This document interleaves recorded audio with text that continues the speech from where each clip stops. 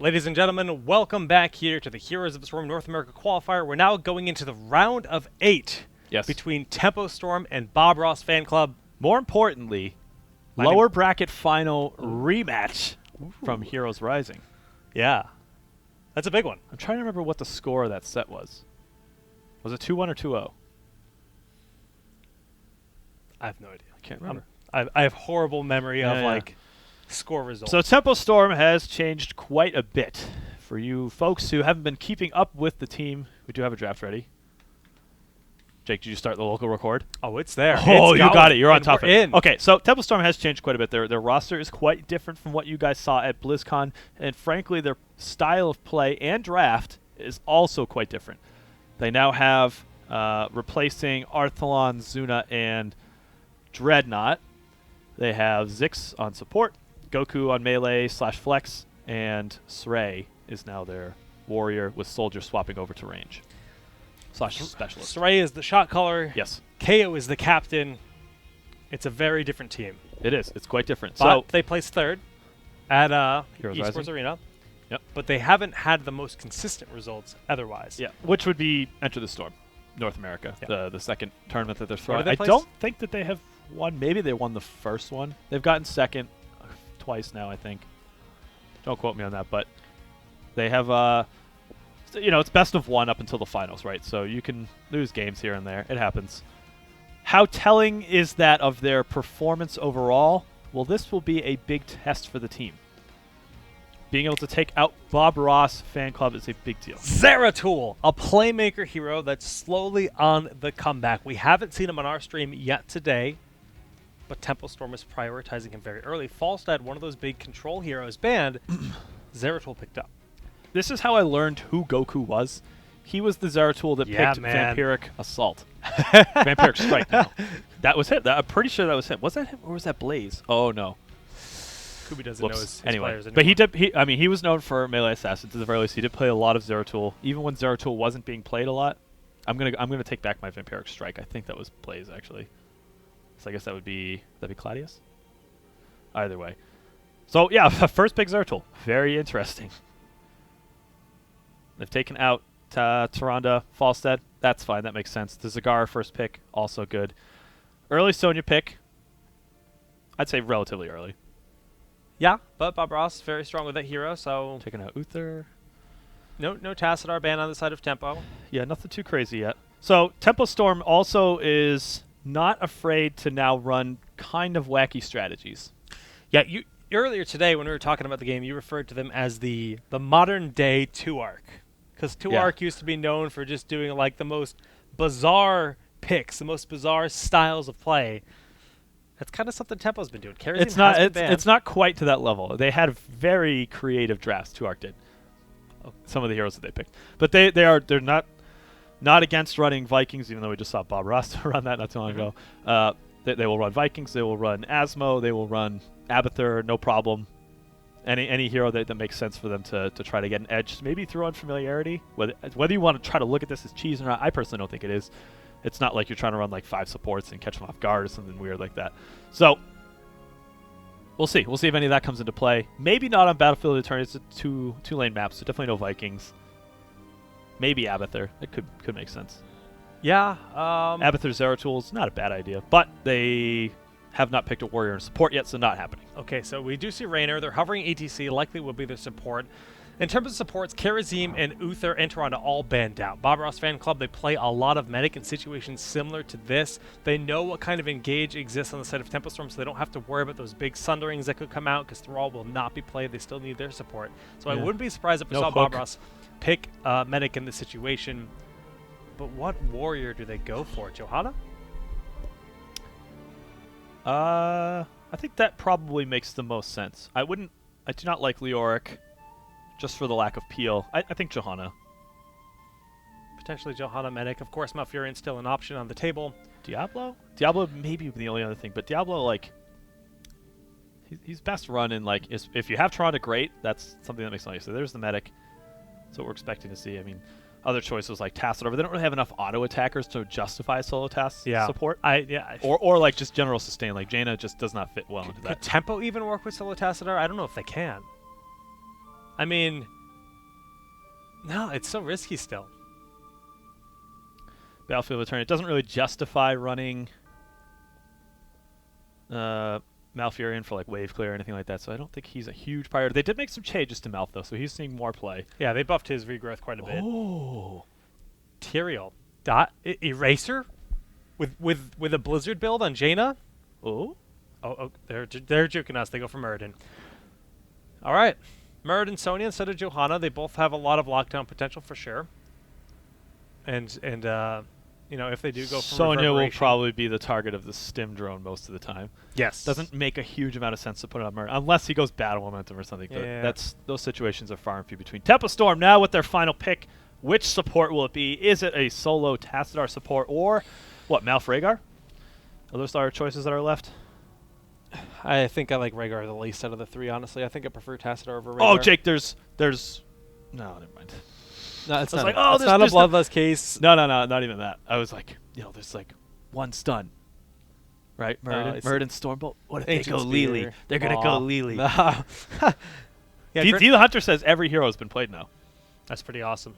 D the Hunter, shout out to you, man, for doing all the stats here for these tournaments. Very much appreciated. That is true. Tempo Storm. He tweeted at me, he said, if my mind is working, which is... I hope it is, sir. Then we have all the heroes play, which is very cool. Very cool to see. Right? No.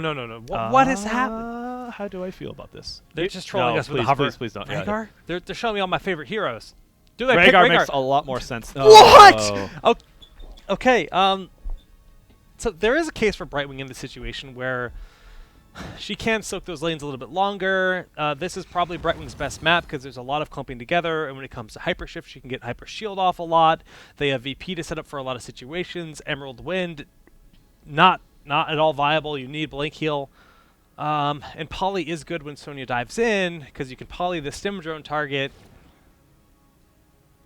Yeah. I still don't know if I like it over Malfurion. I think I prefer Or Tassadar, even or Rhaegar. Rhaegar. Yeah. I'm not getting the Brightwing.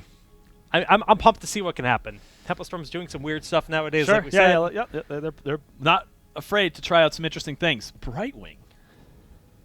What else is something? Is there enough spell damage to justify this? You know, Sonya does a decent amount through spell damage. Sure. Jaina, of course, Zagara. You know, getting the Pixie Dust, Bouncy Dust, 13-16 is not bad. Jeez. It's like you mentioned the clumping, that's good, but you really want to try to maximize mobility that she has. Yeah. And you're not getting that on this battleground. It's, you know, you're not, whatever lane you're in, you're not that far from the objective, the main objective of the map. Right? Yeah. So you're losing out on phase shift. The clumping will help if you grab the level 1 talent, you'll be able to get more phase shields off. We're going to see. We're going to have to see.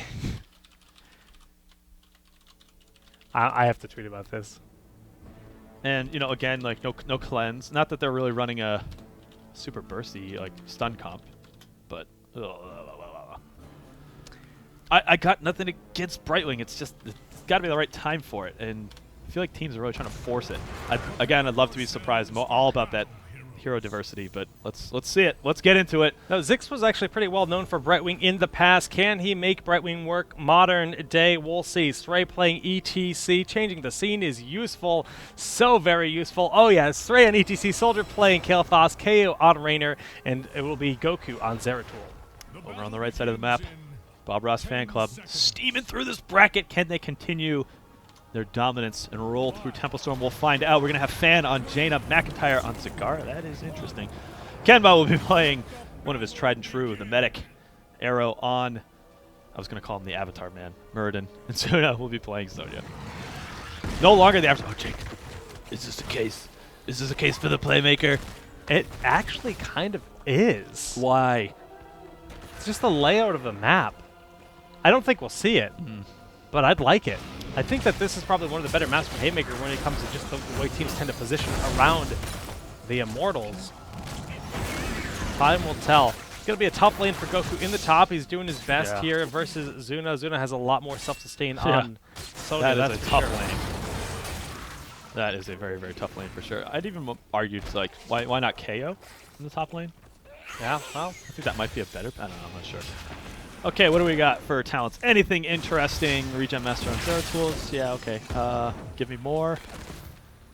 Oh, Scouting Drone on Medic. Okay, yeah, that's a different one. We don't see that. Everything else looks to be about in line. But that does make Medic a little bit more vulnerable when you don't have Trauma Trigger. She's not going to get that self-shield.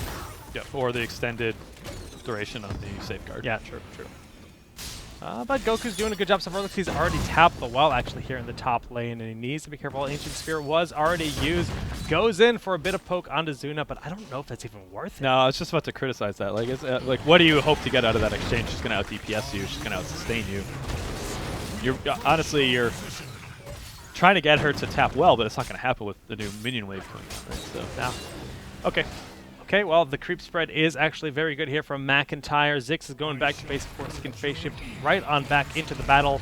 Slight experience lead on the side of Bob Ross Fan Club, and they've already started poking away at the Immortal of Tempestorm. McIntyre going to show us some amazing Moss, perhaps one of the heroes we rarely get to see him play, but they do have quite a bit more sustained damage. Let me check that. Yes, absolutely. Have quite a bit more damage output. So they are going to have to contest, or just, you know, secede these Immortals. Yeah. In the early game, at least. Pretty even when it comes to damage done. Looks like Bob Ross Fan Club want to get aggressive into the side of Tempestorm. They get a lot of damage onto Soldier early, but Stray with the peel is sufficient. Kenma got his work cut out for him. We got to heal these two frontliners diving in all the time. Zuna. So do you think they've swapped roles completely? It's hard to say, man. McIntyre, yeah. KO in the front. All right. Has to back away. Power Slide from Stray. Once again, very good. The heals from Kenma are sufficient. Goku trying to find anyone weak in the backside. Those new Arcane Flares do a lot of damage if you hit with the inner circle, but McIntyre's been left all alone in the backside. That's so good. Like, it's just Zagara will be able to put out enough damage on her own. Sonya taking quite a bit, and Fan is actually going to end up going down. Medic can only heal one target at a time. Goku very low. Yeah. Oh, but this is bought enough time, I think. Can they race this? No, Bob Ross Fan Club has it. It will be close, but they do have it. McIntyre had plenty. Anyone who's getting anything off of regen globes? Nope, no one on their team, so don't need to scuffle around the middle too much. Okay. Top in the charts, Sonya esportsing it up. Arguably one of the, the fault of Medic is, two targets getting bursted at a time. Ooh, Peekaboo. Peekaboo's not all that uncommon. It's just, is it necessary? It's going to give a lot of vision when it comes to these fights. It's going to show them the potential flanks that exist on Bob Ross, which they are known for doing. We'll see how it works out. Vorpal Blade picked up for Zeratul. Going to give him more options to go in. It's kind of like having, you don't have to use your blink to go in. You don't have to use Wormhole to get out. You can save that blink.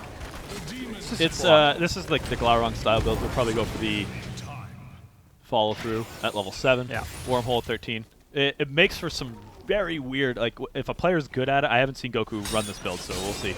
Ancient Spear on cooldown. Does Goku go in? No. Just soaking. But anytime you watch Glaurung play this build, it's wacky trying to get a read on where he's going to be at any given time. Because he'll blink in, throw 3 autos down, weave them in between his abilities, and then he'll walk away, Vorpal back in, and then Wormhole out. It's so really confusing. Cool. It's very really disorienting to watch. But like, I love that. He's gotten the timing down, even with the reduced cooldown or the reduced timing on the Wormhole. He still makes it work, and it's so really weird to try to get a read on. Soldier in a lot of trouble here. So much damage going out from Zuna. The power slide there from Stray isn't enough. One more also flicked would have been enough to save him, but he does go down. Now we have Urho dwarf tossing in. Stray taps the well, but he is going to end up falling to the Blizzard, and suddenly Bob Ross Fan Club take a big experience lead in this game. This fort will secure even more experience for them. Yep. Not enough of an advantage for them to try, continuing to soak for Goku in the bottom. They can't really take any offensive camps despite the talent tier advantage. I don't think I'd recommend it. Okay, well, level 7, we do see Frost Armor and classic Jaina. anti-Zeratul when he was first pick. That was a common one to see when Jaina was also quite strong. Cleanse.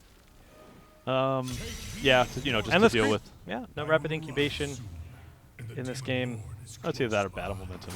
True. Depends on one of the. But again, having vision control. There's a lot of vents in the middle. Peekaboo is pretty good against tumors, though, and we now have Phase Shield. This is a big buff to Brightwing's sustainability, especially when you have heroes that like to dive in.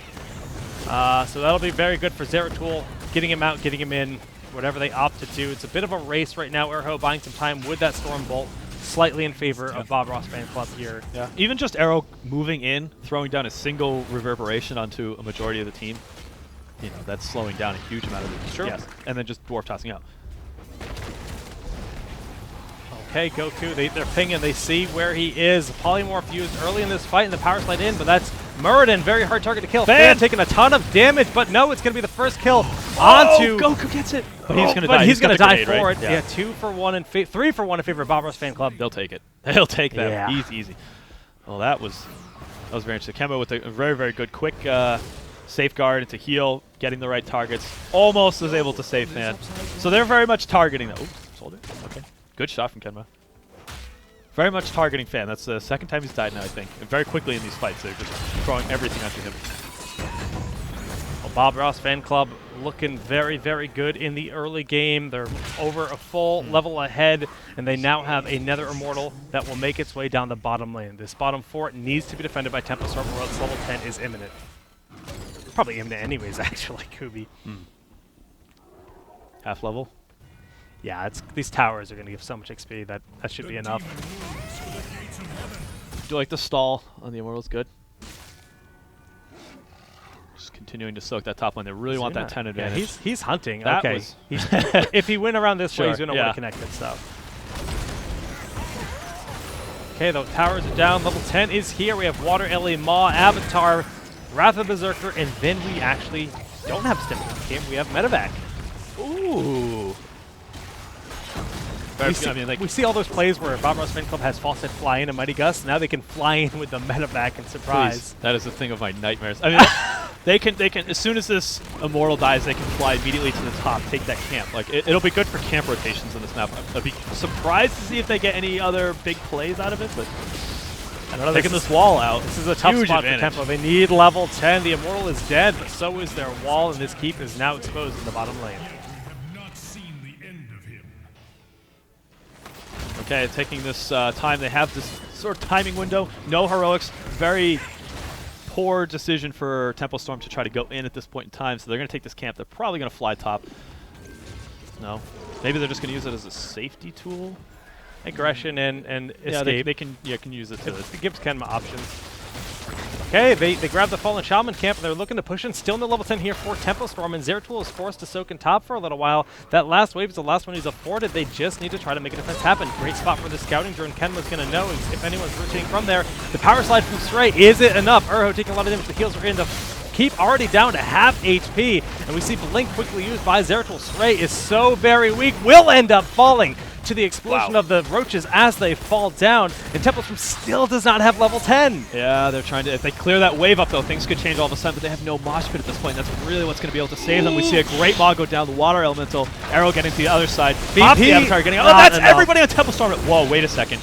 This could be game. This could be a really early game. Still alive. Should be able to hold them off. I don't know. This is scary. No, they're not going to go for it. Oh my, that was very close. If KO all died, of a sudden things collapse very quickly for Temple Storm. Oh. They're so far behind now. Suddenly, a clean fight, a big advantage early, the lack of heroics. Absolutely. Next Immortal could take out the other keep, and it's like, you know, losing a keep before 10 minutes into the game, especially on this battleground where it's like half of your waves that you have to clear are now they have catapults in them. It's like, that's brutal. What's this about? Oh, okay, so he's got his own. All right, so they all just, all right, I guess that's smart. That's fine. You're basically using that as like a Brightwing teleport. The whole team hearths in conjunction, everybody gets in, flies back into battle. It's pretty much what they're using it for. Pretty awesome, man. I mean, Stim Drone's good, but they don't need it apparently. Immortal already taken a ton of damage on the side of Tempo Storm. They do have level 10 to fight back this time around. Goku already blinking. Phoenix doing a lot of damage. We see Goku end up falling to Zuna in the bottom. One hero down on the side of Tempo, but KO in a bit out of position himself. The knockback from Urho, a miss on the Stormbolt there for him as well, but Zix is very low. One more shot. No, there's so much damage from the Blizzard. Oh, this could be so many members lost. The Water Ellie used aggressively. Dwarf Toss in. And they're getting at least one more takedown. Spray's going to go down. They'll be able to blink out. It's 2 heroes down. They should be able to back up and at least trigger the rotation before Temple Storm gets back in. They'll take that fight any day. Bob Ross Fan Club, they have a talent advantage. So far ahead. 3 levels up. Stats are big for that. Kemba about to get stunned. No, not quite. So it's like, Icy Veins, it's the full-on machine gun style. Like you said, they're so far ahead from having taken out that keep. What's Goku doing right now is clearing lanes. He has to. He's got to deal with those catapults. Yeah. He's going to start wailing away at the keep or the core. Well, this is going to be a rather powerful Immortal. Zuna gets the Ancient Spear. Zix using Blink Heal to get down to safety, but the pressure is still on. Zuna's been able to, keep that Wrath of Berserker activated. He's actually, nope, they're just going to fall back, go to these Fallen Shaman. He'll keep that up for a very long time. But why Brightwing? I don't get it, man. Why male models? I don't understand. I really don't get it. I wish I had a reasoning for it. Like I said, I love to watch Brightwing. I wish she was better, but she just not getting the value in this tournament so far. It's not that Zix is playing bad either. No. It's just not enough healing to keep up with what's happening. Okay, they need a big VP for this fight to be good in their favor. So much damage going down. Goku blinking back to safety. The Maw on 2 targets. VP was going to be used defensively on Zuna probably in this fight. Can't even get forward for it. So much damage onto Muradin. Blink Heal going forward, but not enough for the save. We see that Peekaboo on KO. KO's alive from the shields. Blink Heal, is it off cooldown? No, KO's going to fall. Zix will fall as well, and this could be game. Backing up, clearing this Immortal. At the very least, they're taking a strong keep out of this. It doesn't look like they're trying to I didn't end even it. see the VP, but it didn't do what it needed to do. It didn't do anything. Oh boy. How much further back was this game lost? Brightwing, would you agree that Brightwing is the worst support to have when you're behind? Probably, yeah. So, if they know this going into the fight, they are well aware of this medevac drop point, and the whole team's back Poly in. Gravity Labs, good combo. Zuna! Zuna does go down. Stray getting a huge mosh pit, but the boss, the Immortal, stuns it out. And Tempo Storm, what looked like they might have turned this game around, not able to do so. This half shield Immortal will shred through this keep. Yeah, definitely taking this keep out. Only the one hero advantage at this point in time. 2 heroes, maybe they go in for the kill. Not quite yet. Tempo Storm cannot make any mistakes, but morale is not high. They are feeling like this game has slipped away very far. 4-level lead. They may just be going in to get the kill anyway, regardless of takedowns. Arrow starting to wail away McIntyre. Okay, gets the heals from Kenma, and that is going to do it. No way they can defend this at this point in time. Catapults pushing away. Yeah, GG. Game 1. Bob Ross fan club taking a dominant game. Sure, they lose Kenma. The Hyperion has been used, but it's too little too late. The Immortal still standing, and the final hits on the core. Bob Ross fan club up 1-0 versus Tempo Storm. That was what I would call decisive. It was this. Why Brightwing? But again, like I was saying, she's the hero. Like if you're behind, that's the last support you want probably. Yeah. Polymorph is good past 16 for burst damage if you go Critterize, but Greater Poly's even... Yeah, maybe Greater Poly's... I think that's better at this That point doesn't in the game, provide like a stun or a root or anything like that, right? No. And she doesn't provide any kind of like damage output like you might get, or like a quick burst heal, Divine Shield. So like those are all things that can get you back into the game. Brightwing does not have that. So if you know that it's a game where it's like you cannot fall behind, it makes you wonder how far back in the game was it over? Level 4?